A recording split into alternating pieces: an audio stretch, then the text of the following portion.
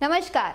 आज भागलपुर में बंदी के दौरान समर्थकों और दुकानदारों के बीच जबरन दुकान बंद कराने को लेकर जमकर मारपीट हुई। ये घटना उस वक्त घटी जब खलीफाबाद चौक पर दुकान बंद कराने आए भीम सेना के कार्यकर्ताओं ने दुकानदारों से जोर जबरदस्ती और बदसलूकी कर दुकान बंद करने को कहा, जिसके बाद दुकानदारों ने आक्रोश में आकर बंद समर्थकों को जमकर पीटा और उन्हें खदेड़ कर भगा दिया।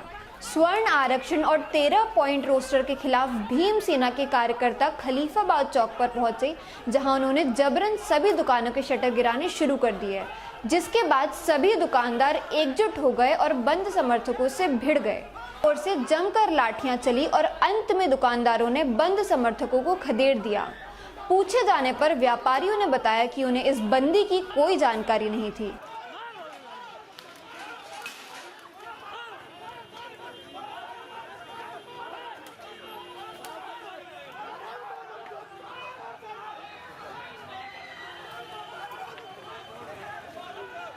उन्होंने यह भी कहा कि वह चुपचाप दुकान बंद कर देते, लेकिन कार्यकर्ताओं के बदसलूकी के कारण उन्हें आक्रोश में आकर यह कदम उठाना पड़ा।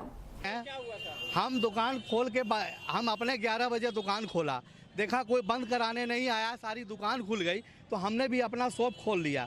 मैं भीतर शॉप पर था, ये लोग हुड़दंग करके आए और मैं जब शटर गिरा रहा था तो वो लोग भीड़ में आकर के हमारे पर पूरा शटर गिरा दिया मेरे माथे पर। तो मैंने उसको बोला भैया मैं बढ़ा रहा हूँ, तो लोग लाठी डंडा करने लगा और तब लाठी डंडा करने से ये सब हुआ। बंदी स्वेच्छा बंद कराई जाए। अरे बंदी स्वेच्छा से होती है, मारपीट से नहीं होती है। आप स्वेच्छा से बंदी कराइए। पुलिस पीछे खड़ी थी, पुलिस देख रही थी। अंगिका न्यूज टीवी को फेसबुक पर लाइक और यूट्यूब पर फॉलो जरूर करें और हमारी ये वीडियो पसंद आने पर इसे शेयर भी करें।